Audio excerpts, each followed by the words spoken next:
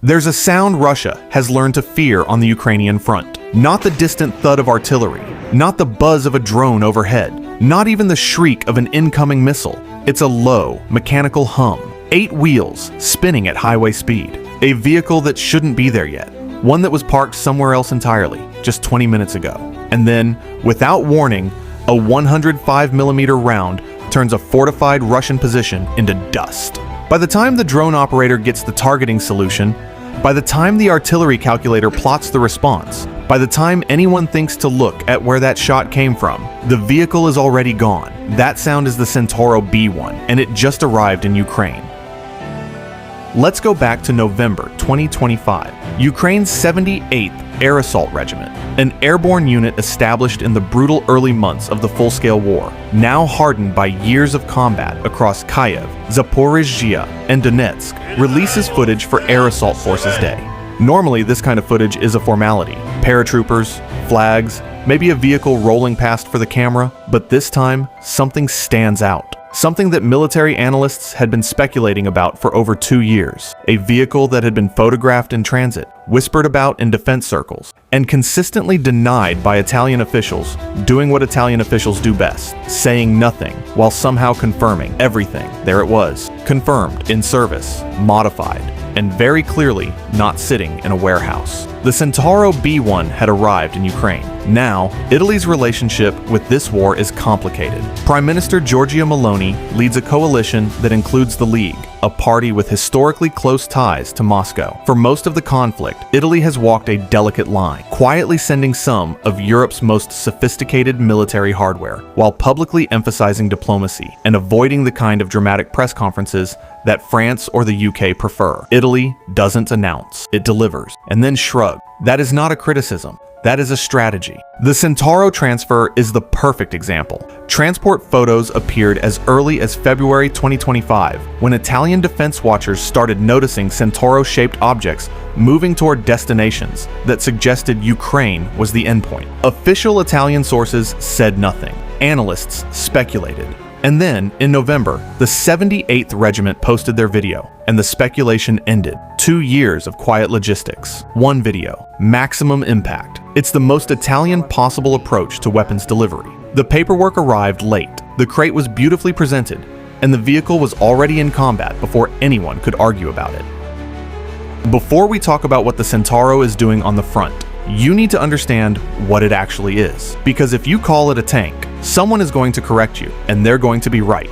The Centauro B1 is an 8x8 wheeled fire support vehicle, a gun platform on wheels, a tank destroyer in the truest Cold War sense of that phrase. It was born in the 1980s, developed by Fiat and Oto Melara for the Italian army, which needed something fast enough to defend Italy's long Adriatic coastline and the Alpine corridors that Warsaw-packed armor would have poured through if the Cold War had gone hot. The main gun is the 105mm Oto Melara cannon, an Italian-built version of the famous British L7 rifle design, the same conceptual lineage as the gun that armed the Leopard 1 and the early Abrams. It fires standard NATO ammunition, has an effective engagement range of 3,000 meters, and can punch through the armor of any Russian vehicle currently operating on the Ukrainian front. Rate of fire, 8 rounds per minute. The turret can rotate a full 360 degrees in 11 seconds. The gun is stabilized on 3 axes, meaning the Centauro can engage targets accurately while the vehicle is still moving, not slowing down to take a shot. Moving. The engine is an Iveco diesel producing around 520 horsepower. The vehicle weighs approximately 24 tons. On a good road, it reaches 105 kilometers per hour. Its operational range is 800 kilometers on a single fuel load. Read those numbers again. 105 kilometers per hour, 800 kilometers of range. A main battle tank, a T-90, a Leopard 2, an Abrams, doing 65 to 70 kilometers per hour on a paved road is having an exceptional day. The Centauro is doing that, and then some on 8 wheels with run-flat systems and central tire inflation that lets it keep rolling even when things go wrong underneath it. The crew is 4: commander, gunner, loader, and driver. The base armor protects all around against 14.5mm armor-piercing rounds and artillery fragments. The frontal arc handles 25mm autocannon fire, and up to 3 additional tons of applique armor,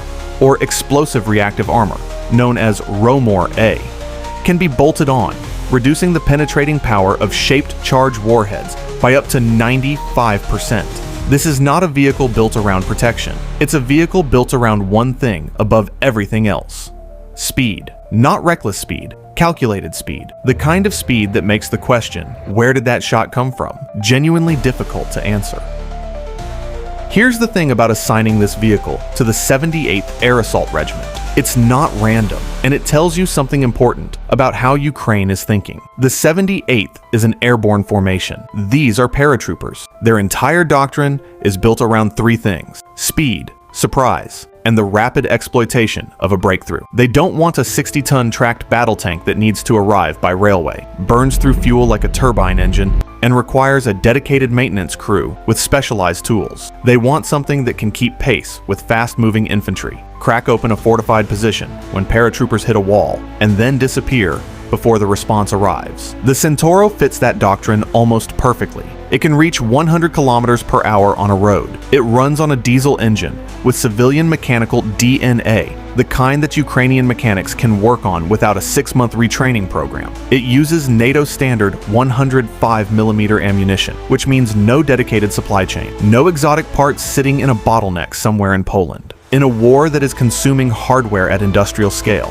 a vehicle that can be sustained without heroic logistics is a vehicle that keeps showing up for work. And Ukraine's modifications to these vehicles tell the whole story of what the 78th actually expects from them. When the footage was released, analysts immediately noticed the additions: anti-cumulative slat armor on the hull sides, a distinctive folding field grille over the turret, the kind of mesh barrier designed to intercept FPV drones before they reach the main armor. Here's the physics. An FPV drone fitted with a shaped charge needs to make clean contact with a hard surface to trigger the warhead properly. A fabric or mesh grille can interrupt that contact. The drone hits the screen. The fuse doesn't get a clean signal. The warhead fires, but the penetrating jet forms outside the armor envelope. Not a guarantee, not invincibility, but a change in the probability of a clean kill. And then there are the cable spikes, unraveled steel cable fitted around the hull in a spiked pattern. Their purpose is to push the detonation point of an incoming drone further from the actual armor, so that when the shaped charge fires, the penetrating jet has already traveled enough distance to lose coherence before it reaches the steel underneath. Nobody does this to a vehicle they don't trust. Nobody spends that kind of time on field modifications for something they're planning to park after the photo shoot. The 78th Regiment modified these vehicles because they expected to use them, and then expected to bring them back and use them again. That is the signal. Now, let's talk about the myth the Centauro just walked into. Since 2022, Russia has been running a quiet information campaign alongside the military one. Not always loud, not always obvious, but persistent. The core of it goes like this. The drone age ended the era of armored vehicles. Heavy armor is obsolete. Any wheeled or tracked platform carrying a serious gun is a target now. It will be spotted, filmed, and destroyed before it fires a meaningful round. And any country still sending armored vehicles to Ukraine is just donating expensive scrap metal with a dramatic backstory. Russia has reasons to push this story, partly because it makes their catastrophic tank losses, over 1,000 tracked vehicles destroyed or captured since 2022, look like a philosophical choice rather than a strategic disaster, and partly because it discourages exactly the kind of direct fire support Ukraine keeps requesting from its Western partners. The argument isn't entirely without evidence. The footage is real. Ukrainian armored vehicles have been destroyed by FPV drones. Russian armored vehicles have been destroyed by FPV drone. In 2025 alone, fiber optic guided drone, immune to electronic jamming, extended Russia's effective drone kill zone to beyond 25 kilometers behind the front line. The battlefield is genuinely more dangerous for armored vehicles than it was in any previous conflict. Nobody serious disputes that. But here's what the footage doesn't show you. It doesn't show you what kind of vehicles are getting hit. It doesn't show you what they were doing when they got hit. The vehicles that keep ending up as Telegram content with dramatic music are doing one of a very specific set of things wrong. They're moving through open ground without drone overwatch. They're sitting stationary in exposed positions for too long. They're operating alone, without the layered support of infantry, drone teams, and electronic warfare that modern armored operations require. They're treating the drone age like weather you endure rather than a problem you engineer around. Ukraine has learned this lesson expensively, brutally, and operationally. The answer is not to abandon direct fire support. The answer is to completely change how you use it. Move faster. Expose yourself for less time. Fire and relocate before the kill chain closes. Use speed the way a boxer uses footwork, not to avoid the fight, but to control the terms of engagement. The Centauro B1 is almost perfectly designed for that lesson. Imagine you are a Russian infantry commander holding a fortified position in a tree line in eastern Ukraine. You have anti-tank teams. You have FPV drone operators staged nearby. You have a fire support request channel to artillery. You have been told that any armored vehicle approaching your position will be visible long before it's dangerous. The Centauro B1 does not approach your position. It appears. It was 3 kilometers away on a road, moving at 80 kilometers per hour 20 minutes ago. It came off that road using a route that your drone didn't cover. It stopped for less than 2 minutes. It put a 105mm round through the front of your fortified building, and then it was gone. By the time your FPV operator gets clearance to engage, by the time the artillery solution is calculated and transmitted, by the time the second drone arrives at the position where the shot came from, there is nothing there. That is the operational logic the 78th Regiment is applying. They are not using the Centauro as a main battle tank. They are using it as a very fast,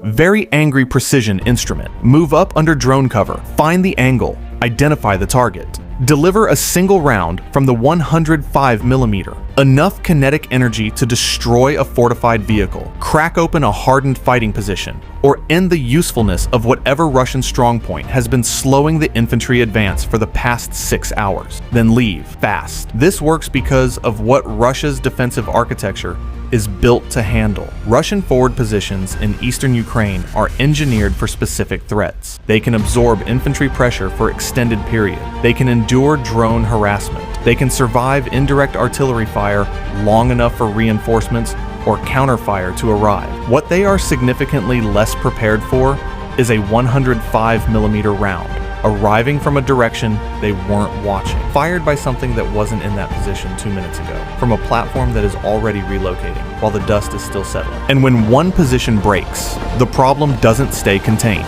Reinforcements move. Those movements get spotted. New targeting opportunities open. Pressure spreads. The 78th doesn't need the Centauro to fight alone. Inside a combined arms system, drones finding, infantry fixing, artillery suppressing, the Centauro becomes the direct fire closer, the thing that finishes jobs that other systems opened. The drone era didn't make that role obsolete. It just made doing it badly much more expensive. There's a political layer to this story that most coverage skips past. Italy's support for Ukraine has never been simple. Prime Minister Meloni runs a coalition with Matteo Salvini's League Party, a faction that had warm ties with Moscow before 2022 and has spent much of the war trying to slow or limit Italian military contribution. The 2026 military aid decree, Italy's 12th package, passed only after weeks of internal coalition warfare, Christmas period negotiation, and personal assurances from Meloni that the commitment would hold. Italy has now sent Ukraine total military aid exceeding €3 billion. It has provided air defense systems, artillery, armored vehicles, M1-13 personnel carrier, and satellite surveillance, and now the Centauro. In April 2026, Meloni met with President Zelensky in Rome. The talks centered not just on existing hardware, but on deepening the defense partnership, including joint production of drone systems. That is a significant shift. This isn't emergency aid anymore. This is structural industrial cooperation. Italy building military capability with Ukraine, not just shipping equipment to Ukraine. And that tells you something about how Meloni is reading the long game. Because you don't commit to joint drone production with a country you think is losing. You do that when you believe the country will exist long enough to make the investment pay off. So here's where we land. The Centauro B1 is not a war-winning weapon. No single platform is. Russia knows that. Ukraine knows that. Anyone analyzing this seriously knows that. What it is evidence. Evidence that the operating principle Russia wanted the West to accept, that the drone age made direct fire support irrelevant, is being actively disproved. Not in a headline, not in a press conference, in combat. By the 78th Air Assault Regiment, with Italian armor modified by Ukrainian mechanics and driven by Ukrainian paratroopers into exactly the kind of battlefield where this vehicle was supposed to become useless. The myth required armored vehicles to be slow, predictable, and logistically burdensome enough to become easy targets. The Centauro is none of those things, especially not in the hands of a unit that has been thinking about exactly this problem for 3 years. The modifications tell you that this isn't a one-time experiment. Anti-drone grille, cable spike, slat armor. You don't invest that kind of fieldwork into a vehicle you're about to lose. You do it when you expect the vehicle to survive, come back, get rearmed, and go out again. Russia built a narrative around the idea that Western armor would keep dying on Ukrainian video feeds until Western governments stopped sending it. Italy quietly sent something that doesn't fit the narrative.